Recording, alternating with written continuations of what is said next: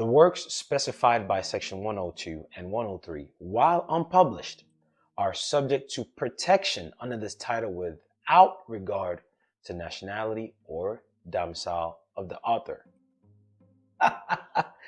This is letting you know that even if you have a foreign properly established private trust, it can still own copyright if, on the date of the first publication, one or more of the authors is a national or domiciliary of the United States, or is a national domiciliary or sovereign authority of a foreign nation that is a party to a copyright treaty to which the United States is also a party, or is a stateless person, even a stateless.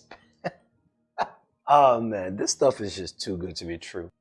This is the stuff that if you just tell people as you're talking to them normally, they will raise their eyebrow like, huh? Did he just say that? Yes, it exists. It exists. The assumption here is you're not here to do what most people do with CPNs. Therefore, I'm going to be revealing something that solidifies your use of that CPN. These guys at least had the state of mind of looking forward that there might be some people who might want to use this the wrong way to confine people's ability to grow. So enter fair use.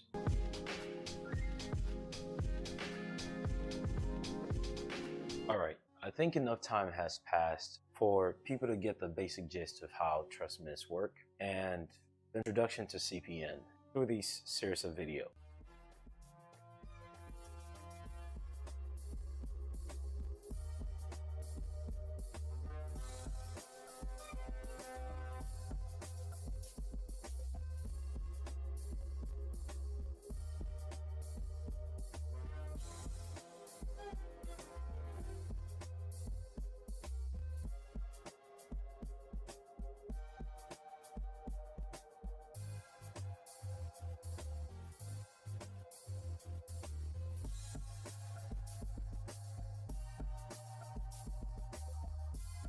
What we're going to be going over today is going to be Public Law 94-553, October 19, 1976.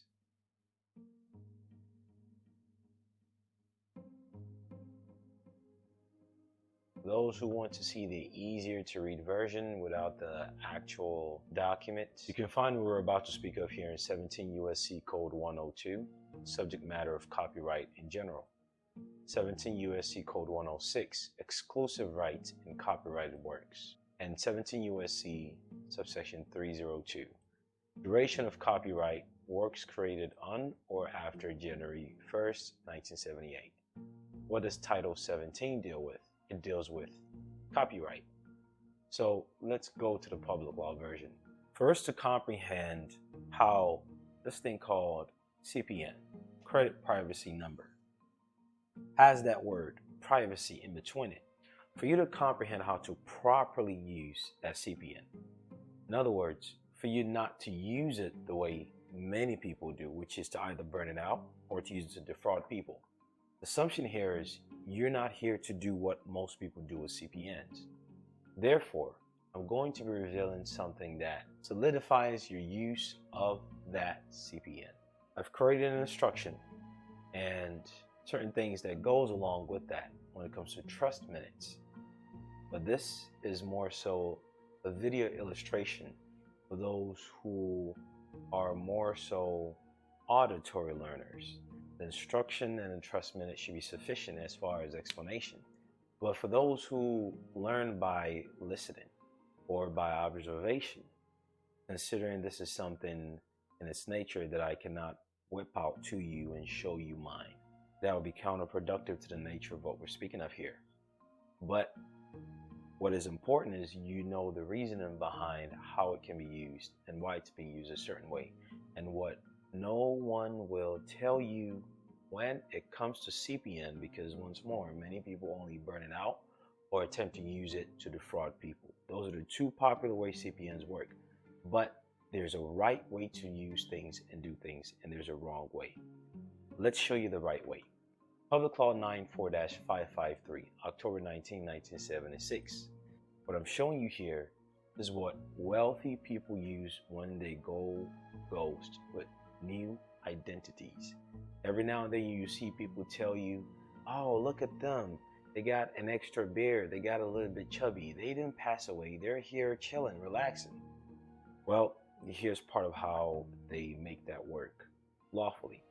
An act for the general revision of copyright law, Title 17 of the United States Code, and for other purposes, be enacted by the Senate and the House of Representatives of the United States of America in Congress assembled. Title 17, copyright, subject matter and scope of copyright, copyright ownership and transfer, duration of copyright, copyright notice, deposit, and registration, copyright infringement and remedies, manufacturing requirement and importation, copyright office, copyright royalty tribunals. This is when it comes to licensing. What we're going to mainly go after is Chapter 1, subject matter and scope of copyright. Chapter 3, duration of copyright. Let's get to it. Subject matter and scope of copyright. Subsection 102. Once more, for those interested in looking at the statutized version, I've shown you where to find those. And as we read this public law, it guides you directly into it. This is where all those verbiages are derived from. Copyright protections subsists in accordance with this title in original works of authorship fixed in, keyword here is any tangible medium of expression. When it comes to the subject matter of copyright and the protection, subsist means it not only is there, meaning exists, but it continues as being sufficient of its own. Said in other ways, copyright exists as a legal right so long as it is expressed in accordance with what's expressed herein. And what is expressed herein is copyright protection exists so long as it's an original work of authorship. That's one.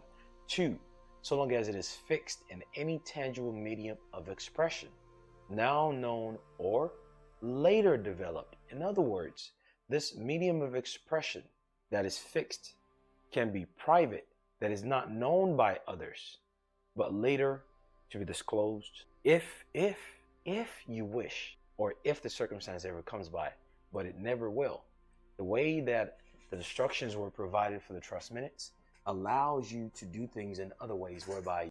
Over the years, in speaking with close to 1,200 people in their respective circumstance, I've looked back at the data, and it turns out about 70%, a little over 70%, about 71.5% to be exact, of the people that deal with information when it comes to securing what is theirs and properly enforcing it, whether they realize that's what they're trying to do or not. Of those people, 70% of them are looking for something very particular. The other 30% are just exploring it just because it's fun. But of those 70% of about 1,200 people looking for something very specific, only about 13% of them are actually successful before they came in contact with me. And I've noticed that the reason is because the majority of them have spent a lot of time of their lives being taken advantage of, and thereafter followed some guru based on speculations, which is a semblance of the thing they attempted to avoid in the first place. With that said, I'm emphasizing here that this is not guruship, and this is definitely not a shortcut, feel-good environment like most people have been fed when it comes to what they perceive as some unique special information that no one else knows about. When in truth, what they think is unique that no one else knows about is just a misconstrued version of what actually really exists. That sure, not many know about it, but even they themselves have it all twisted. So what's done at Subtle Substance is not based on instant gratification, and there is a primary element of self-responsibility. So if this sounds like something you are one with, then the Subtle Club on the Patreon page is the way. There's a yearly discount that's currently going on Patreon if you join the Subtle Club for a year. So take advantage of it. The complete video has been posted on the Patreon page. Till next time, take care. Best of luck.